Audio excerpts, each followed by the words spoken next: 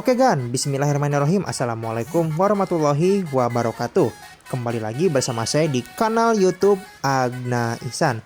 Masih di tanggal yang sama ya, ini tanggal 16 November tahun 2024.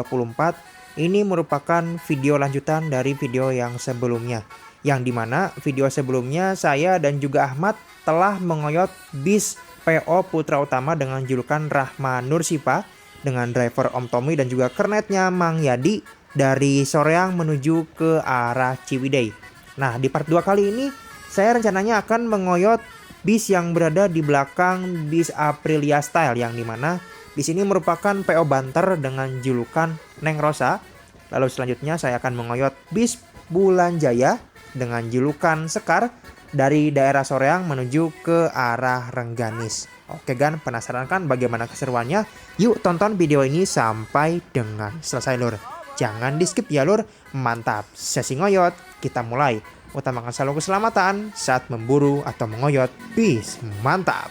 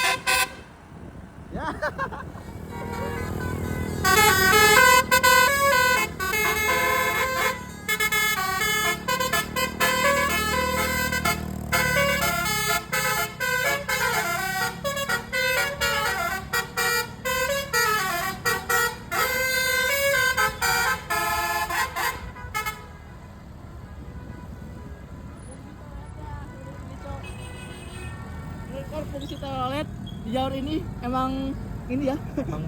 Emang buat ini ya, emang buat berguna sekali buat telolet di sini, Cok. Ini baru penggunaan telolet yang benar. Ayo, betul.